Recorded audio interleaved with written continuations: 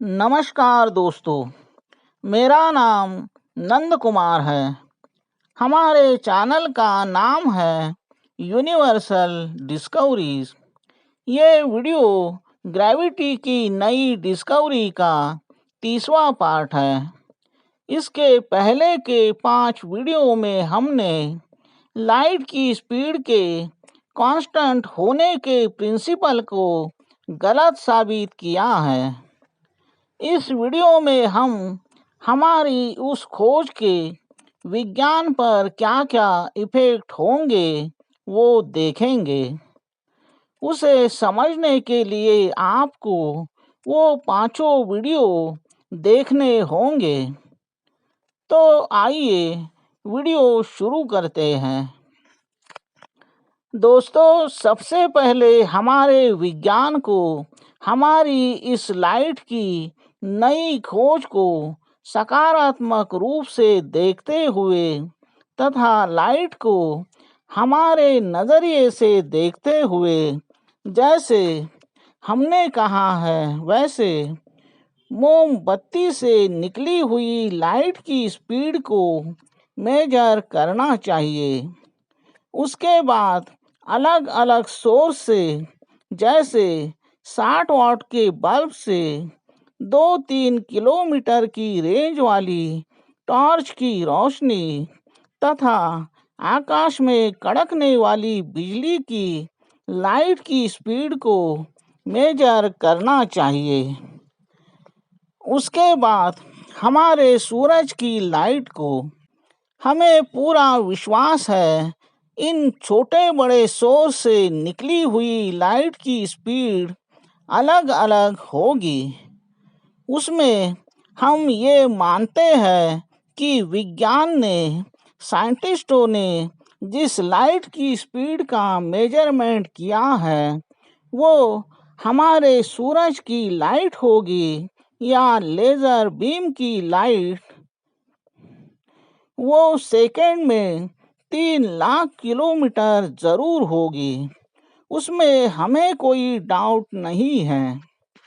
लेकिन मोमबत्ती के लाइट की स्पीड या 60 वाट के बल्ब के लाइट की स्पीड हमारे सूरज के लाइट के स्पीड जितनी ही होगी, ये हमें संभव नहीं लगता।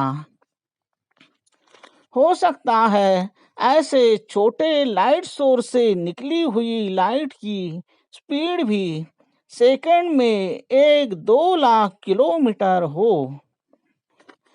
अगर ऐसे छोटे बड़े लाइट सोर्स के लाइट की स्पीड अलग अलग निकल कर आती है तो वो हमारे सूरज की लाइट की स्पीड से कम ही होगी। उसी तरह हम सूरज से बड़े बड़े लाइट सोर्स की लाइट की स्पीड, जैसे हमारे सूरज से हजारों गुना, लाखों गुना बड़े स्टार की या सुपरनोवा, हाइपरनोवा जैसे धमाकों से निकली हुई लाइट की स्पीड हमारे सूरज की लाइट की स्पीड से ज़्यादा ही होगी। उसी तरह इन सभी प्रकार के लाइट सोर्स की रेंज भी उसी हिसाब से कम ज़्यादा होगी। लेकिन दोस्तों, अगर विज्ञान लाइट की स्पीड का मेजरमेंट करने के लिए मिरर का इस्तेमाल करता हो तो मिरर तो हमारी आँखों की तरह ही काम करता है। यानी कि उसे भी किसी प्रतिमा को दिखाने के लिए उस प्रतिमा से या लाइट सोर्स से निकली हुई लाइट उस पर पड़ने की आवश्यकता नहीं होती। हम जैसे रात में सैकड़ों हजारों लाइट ईयर दूरी के तारों को देख सकते हैं, उसी तरह वही आकाश गंगा की प्रतिमा हम आईने में भी देख सकेंगे तथा पानी में भी हम ऐसी प्रतिमा देख सकते हैं। उसी तरह हमारे कैमरास हो, दूरबीनें या टेलीस्कोप हो, वो सभी हमारी आँखों की तरह ही काम करते हैं। कैमरे में या टेलीस्कोप में जितनी रेंज वाली लेंस होती है, वह उतनी दूर की चीज को देख सकते हैं। तो इस पर हमारा ये कहना है कि लाइट के स्पीड को मेजर करते समय विज्ञान हमारी इस खोज के इस तथ्य को भी ध्यान में रखे कि जैसे किसी लाइट को देखने के लिए हमारी आँखों को उस लाइट को हमारी आँखों तक पहुँचना आवश्यक नहीं है, उसी तरह मिरर हो, कैमरा हो या टेलीस्कोप, इनको भी उस लाइट को देखने के लिए या उसकी प्रतिमा हमें दिखाने के लिए उस लाइट को उन तक पहुँचना जरूरी नहीं है।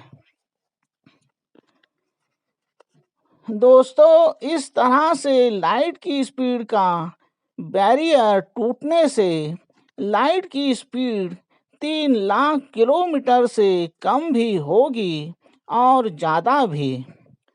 तो इसमें आइंस्टाइन सर की स्पेशल थ्योरी और जनरल थ्योरी ऑफ रिलेटिविटी, जो पूर्णतः लाइट के ऊपर डिपेंड करती है, जिसमें कि ग्रेविटी को, स्पेस टाइम कर्वेचर को तथा समय के स्पेस से जुड़े हुए होने को हमने इसके पहले ही गलत साबित किया है और अभी इस लाइट की स्पीड के कांस्टेंट ना होने से उनका ये चौथा पिलर भी पूर्णतः ढह गया है। इसके साथ उनका तथा विज्ञान का ये कहना कि लाइट के स्पीड से ज़्यादा स्पीड में कोई भी चीज़ ट्रैवल नहीं कर सकती, ये भी गलत साबित होगा, क्योंकि यहाँ पर तो लाइट ही लाइट के स्पीड को ओवरटेक कर रही है। दोस्तों, इस पर विज्ञान शायद ये कहेगा, इससे क्या फर्क पड़ता है, कोई और चीज तो लाइट से तेज नहीं भाग रही है। इसलिए हमारा ये प्रिंसिपल तो कायम रहेगा कि लाइट से ज़्यादा स्पीड से कोई भी चीज़ ट्रैवल नहीं कर सकती। लेकिन आपने अगर हमारी 20वें पार्ट में लिखी हुई प्रस्तावना ध्यान से सुनी होगी, तो खुद हमने ही प्रकाश की गति से भी 5-10 गुना तेजी से किसी मासलेस एनर्जी को नहीं, बल्कि मास वाले ऑब्जेक्ट को ले जाने की खोज की है। और उसके भी आगे हमने हमारे यूनिवर्स में के एक ऐसे फंडामेंटल फोर्स की खोज की है जो लाइट से कई गुना ज़्यादा स्पीड से काम करता है। वो खोज भी हम आपके सामने रखेंगे, लेकिन उसका नंबर आने के बाद। इसमें कहने का तात्पर्य ये है कि हम लाइट की स्पीड को ऐसे ही चैलेंज नहीं कर रहे हैं। दोस्तों, हमारी इस नई खोज से या इस खोज की वजह से गलत साबित होने वाली पुरानी खोज से इस यूनिवर्स में के लाइट के इम्पोर्टेंस में किसी भी प्रकार की कोई भी कमी नहीं आएगी। इस यूनिवर्स में लाइट जितने भी सारे काम करती है, वो वैसे ही करती रहेगी। दोस्तों, हमने अभी तक ग्रेविटी की नए दृष्टिकोण से नए सिरे से खोज की है।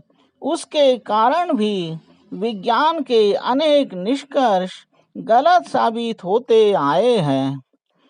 उसी ग्रेविटी की हमारी खोज अभी पूरी नहीं हुई है।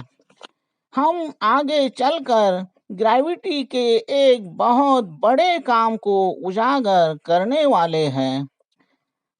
हमारे इसके पहले की आइंस्टाइन की ग्रेविटी को, स्पेस टाइम कर्वेचर को या समय के चौथे आयाम को गलत ठहराने वाली खोज भी ग्रेविटी से ही रिलेटेड थी। ये हमारी लाइट की स्पीड को हम ग्रेविटी से जोड़ सकते हैं या अलग भी मान सकते हैं, लेकिन इसलिए हमने हमारे थंबनेल का टाइटल अभी तक ग्रेविटी की नई डिस्कवरी यही रखा है और आगे भी जब तक हमें ठीक लगेगा वही रहेगा। तो हमारे कहने का मतलब ये है कि हमारे नए नए आविष्कारों की वजह से बहुत सारा विज्ञान गलत भले ही साबित होता हो, लेकिन उससे आइंस्टाइन, न्यूटन या और भी कई साइंटिस्टों का योगदान किसी तरह से कम नहीं होता। उनके ज़माने के हिसाब से तथा उनके पहले किए गए विज्ञान में के आविष्कारों के आधार पर उन्होंने अपनी रिसर्च की है। हमने इसके पहले भी कहा है कि ज़्यादातर आविष्कारों में उन्हें वो आविष्कार, मान लो किसी एक प्राणी का है, तो उस प्राणी के शरीर की मेजरमेंट उन्होंने बहुत ही सटीक की है। इसलिए उनके लगभग सभी मेजरमेंट, कैलकुलेशन, उनके बनाए हुए इक्वेशन ये बिल्कुल सही है। उसका विज्ञान को आज तक फायदा ही होते आया है और आगे भी होता रहेगा। लेकिन वो उस प्राणी का बाप कौन है, इसका अनुमान लगाने में हमारे हिसाब से वो गलती कर गए हैं। तो इन सब उलटफेर को ही हम विज्ञान कहेंगे, जो ऐसे ही बनते बिगड़ते, गिरते संभलते आगे बढ़ता रहेगा। जिन साइंटिस्टों के जिन आविष्कारों को साइंस ने मान्यता दी है, वो उस समय के ज़्यादा से ज़्यादा सटीक आविष्कार थे। उनसे मानव जाति का कुछ न कुछ फायदा ही होना था। इसलिए हम सभी साइंटिस्टों का, खास करके आइंस्टाइन सर का, न्यूटन सर का तथा हमारे विज्ञान का आदर करते हुए, उन्हें पूरा सम्मान देते हुए हम अपनी रिसर्च को आपके सामने रखते जाएंगे। तो इसके अगले वीडियो में हम अपनी और एक खोज को आपके सामने रखेंगे। तो फिर मिलते हैं अगले वीडियो में। तब तक हमारे इस वीडियो को लाइक करना, हमारे चैनल को सब्सक्राइब करना तथा हमारे वीडियो ज़्यादा से ज़्यादा लोगों तक पहुंचाना, और इसी के साथ अपनी राय कमेंट बॉक्स में ज़रूर लिखना। धन्यवाद। ओम नमः शिवाय। जय विज्ञान।